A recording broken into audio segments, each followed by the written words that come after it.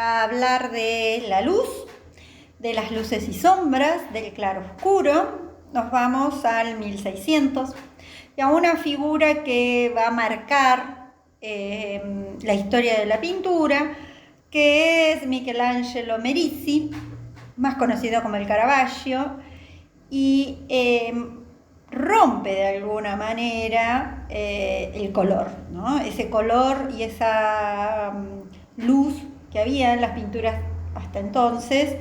Él lo que hace, decía un biógrafo, dice, lo que hace Caravaggio es ubicar las pinturas en una pieza oscura, ¿no? Es como si pinta en el sótano, decía este biógrafo. ¿Qué hace, no? Bueno, ¿qué es lo que se rompe en este caso? Aparece la oscuridad, aparece un gran contraste de lo claro y lo oscuro, ¿no? Y cómo esto incide en las partes del cuerpo y deja el resto en penumbras. Y estos fuertes contrastes apelan, son sumamente atractivos, son sumamente efectistas y generan una gran emocionalidad por parte del espectador, ¿no? ¿Qué observamos? Acá yo les traje dos ejemplos de dos obras, ¿no?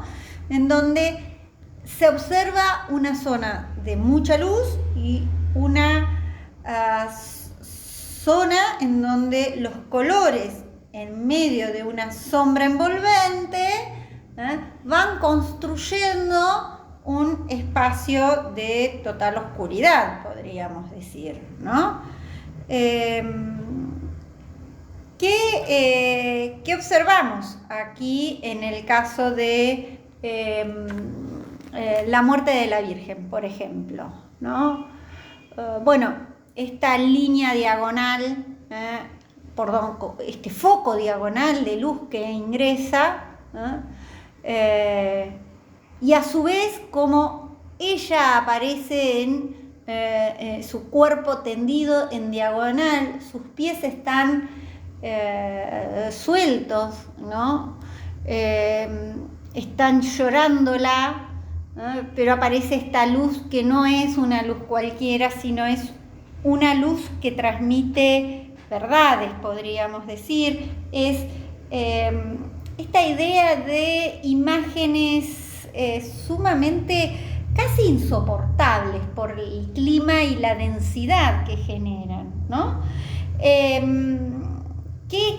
aparece esta oscuridad? Y en el caso, lo mismo nos sucede, ¿no?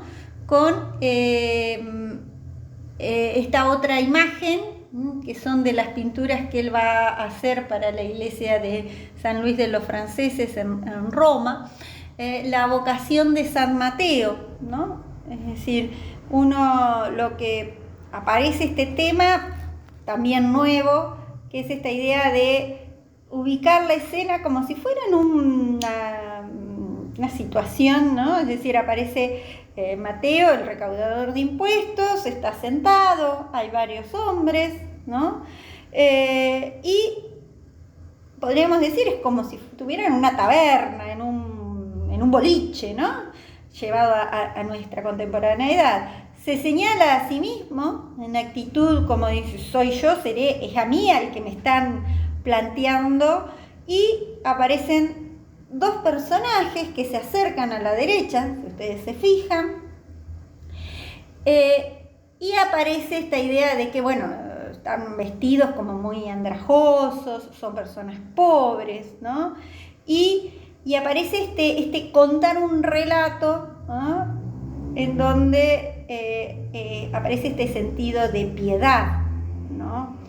El halo de luz, ¿no? Por encima de las figuras es sumamente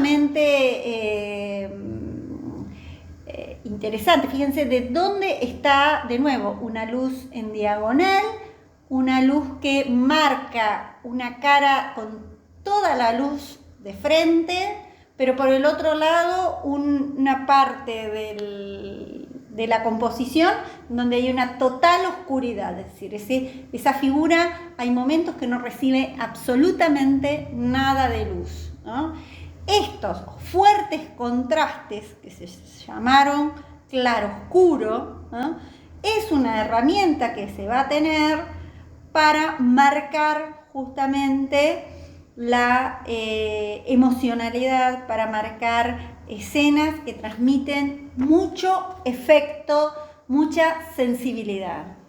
Ya he compartido un análisis sobre la factura y las características en la factura y en el taller de la gran cantidad de obras que presenta Rubens, y Rubens que también van a armarse, en función de los cuales van a armarse bocetos para estos grandes tapices. Si bien es un pintor flamenco, a diferencia de Rubens, va a pintar para las cortes, para la iglesia, para las grandes capitales, ¿no?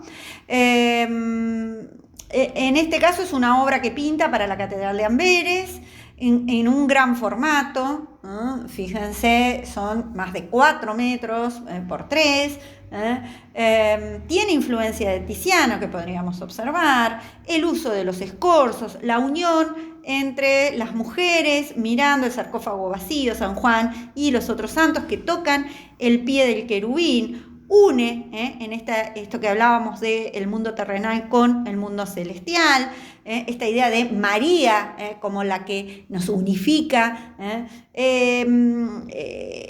y por el otro lado, bueno, elementos que tienen que ver con la luz, muy caravallesca, pero que ya empieza a observarse una luz basada en el color, podríamos decir. Hay toda una tradición que podríamos decir que podríamos hablar de 3 tendencias entonces. Por un lado, un realismo, un tenebrismo, una importancia de la luz y del claroscuro, en toda una tradición que podríamos vincular desde como pionero a Caravaggio y en adelante. La otra tradición que está más vinculada a los clasicistas, con Carracci, que recupera temas mitológicos, pero no solamente eso, sino que también estas resoluciones desde una búsqueda formal para recuperar temas también religiosos y distintos temas, y por el otro lado toda una tradición, toda una línea vinculada también al barroco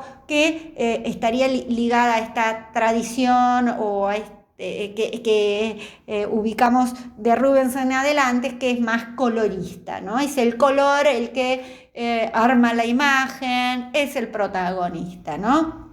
Hay una búsqueda, mantiene como en todas esta idea del efecto, de buscar un impacto directo en el espectador, el dramatismo, mucha sensualidad en el tratamiento de la forma, buscan expresar pasiones, afectos, estados de ánimo de los personajes, busca que las escenas sean creíbles, por más que no sean escenas vinculadas a... Y quizás podríamos armar como una línea con los pintores venecianos de Rubens, con los pintores venecianos que veíamos del 1500, ¿no? Su prosperidad, la prosperidad de Flandes, que va a perder cuando Holanda le cierra la llegada por el río de Escalda, y bueno, Rubens va a tener una gran tradición y como gran comitente a lo que podríamos decir la corte española, ¿no? Entonces esas composiciones exuberantes a gran escala, uso de diagonales, teatralidad, movimiento, genera es casi un clima festivo siempre lo que transmiten, así sean escenas de profundo dramatismo, por el uso del color que hace Rubens. En la otra imagen es el rapto de las hijas de Leucipo, en donde, pese a que estaban comprometidas por los gemelos Lineoidas, ¿no? Es decir, fíjense este rapto cuasi no rapto. Después vamos a ver el tema del rapto la semana que viene en las esculturas, que es un tema muy utilizado en el barroco. Entonces, como veníamos diciendo, bueno, en este caso es una obra de Nicolas Poussin, la Eucaristía, que realiza una serie dedicada a los sacramentos. Sabíamos que a partir de la Contrarreforma los sacramentos pasan a ser muy representados como símbolos de esta lucha de la Iglesia Católica. ¿Qué podríamos observar? Bien, el uso de la luz, que nos remite siempre esta idea de una lámpara, de una fuente de luz, como hemos visto a Latour en lo que yo les compartí sobre la luz, en el caso de Caravaggio, pero remite a ese uso de luz. Pero son imágenes que tienen una gran solemnidad, la diferencia sería, ¿no? Hay una sobriedad dramática. Se dice que Poussin estudiaba, armaba maquetas con las pequeñas figuras para poder estudiar la composición, los juegos de luces y sombras, las poses, ¿no? Armaba todo este esquema. Esta es una última cena, podríamos decir, ¿no? Bien, pero con a la manera, ¿no?, de este barroco francés, mucho más racional. Hay una economía de los medios expresivos, hay un mayor, hay una belleza más racional, más mesurada, más vinculada a esta racionalidad francesa, que la vamos a ver también en lo que se ha conocido también en Francia como clasicismo, ¿no? Estas otras tradiciones dentro del barroco, ¿no? Es una manera de presentar y de pensar estas tradiciones y esto que yo les decía de la complejidad del periodo. El claroscuro está presente, la teatralidad está presente, la austeridad del interior de la escena, llevada como si fuera una escena de la vida cotidiana, ubicada en el tiempo de Cristo, ¿no? Otra escena que quería trabajar es, bueno, un nuevo género, el género del paisaje. Ustedes tienen un texto que habla sobre estos nuevos géneros. Bueno, en este caso es lo que se observa es una obra de Lorena o Lorraine, Claude Lorraine, puerto de mar con el sol naciente, ¿no? Esta idea de el amanecer. Lorraine era francés, pero se había instalado en Italia y es un gran pintor de paisajes. Es una época en donde incluso se desarrollan y se empiezan a realizar mapas. El arte de la descripción habla Alpers, ¿no? Esta idea de el ojo, que era el medio central de autorrepresentación, y la experiencia visual como un modo de autoconciencia. Hay una proliferación. En 1635 Bloch realiza un primer atlas, una especie de mapamundi de lo que se conocía hasta entonces, esta idea de los viajeros y demás. Pero en este caso este paisaje es el resultado de muchos viajes. Es una escena bastante bucólica, diríamos, ¿no? Una visión idealizada, esa luz, es un paisaje bastante plácido, este puerto con una gran calidez en ese cielo, la luz que viene del centro desde atrás y la oscuridad se va acercando y abre el cuadro. Fíjense los indicadores espaciales que va a utilizar. La luz que se proyecta desde el sol es una luz directa, está a la mitad de la escena, no vienen focos de arriba, ¿no? Lorraine era un fanático de los atardeceres o de estos distintos momentos de la luz, ¿no? Una luz cálida, una luz con temperatura, ¿no? Y va a ser de inspiración para otros pintores holandeses, en donde como Van Gogh, Ruysdael, ¿no? Toda esta tradición de paisajes en donde se combinan las figuras humanas, algunas escenas, ahí van a aparecer dos que se están peleando, que probablemente han salido de copas y todavía estaban borrachos y peleándose, otro barco que estaba cargando para llevar la carga a otro más, las arquitecturas, pero es una escena con un tinte bastante bucólico. Bueno, nos vamos entonces a los Países Bajos, en donde vamos a tener dos tradiciones. Por un lado, Holanda en donde Ámsterdam era especie de la Wall Street del siglo XVIII, ¿no? Un desarrollo de puertos, de mucho dinero, de una burguesía pujante, protestantes, ¿no? Entonces hay inicio de lo que se considera un mercado artístico, ¿no? Entonces aparece nuevos temas dentro de estos géneros, aparece esta pintura de género, de temas menores, de las arquitecturas, de podríamos decir, una especie de interiores de una vivienda, alguna tradición propia y descriptiva del mundo interior del burgués, incluso que no se reconociera el personaje, no son retratos porque no se busca, sino que lo que domina es ese momento en que están bordando, ese momento en que están limpiando un exterior, o puede ser un interior. Les voy a agregar ahí estoy mirando y les agrego una escena de un interior distinto a lo que va a ser la zona de Flandes, que tenía todo el mecenazgo de la corte, que era cortesana y era católica, y toda esa influencia que va a tener en Holanda. Rembrandt va a ser el antipintor de la corte, ¿no? El desaliñado, el sucio, ¿no? Del que ya hemos hablado.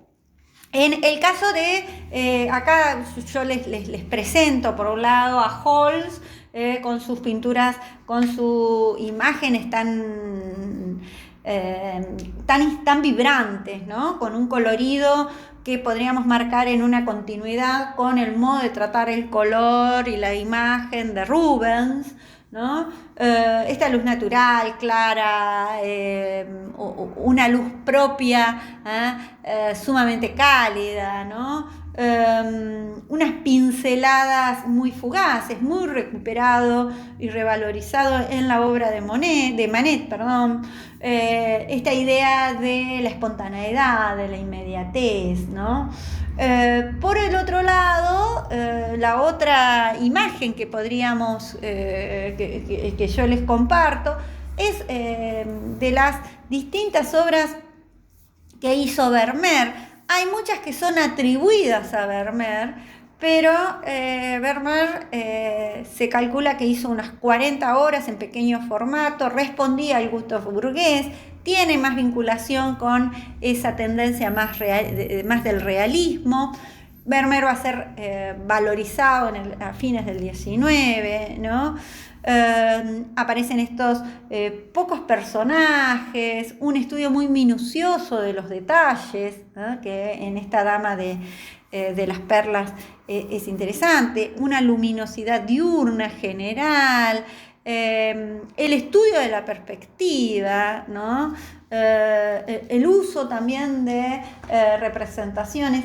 Vermeer es como el pintor del mundo burgués, de esa vidriera burguesa, que incluso, bueno, pensemos dónde van a vender estas obras, ¿no?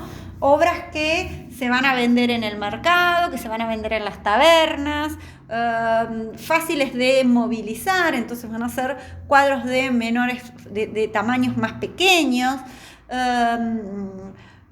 con temas más cercanos a esta burguesía, ¿no? Esta idea de autoconsagración de la sociedad burguesa, podríamos decir.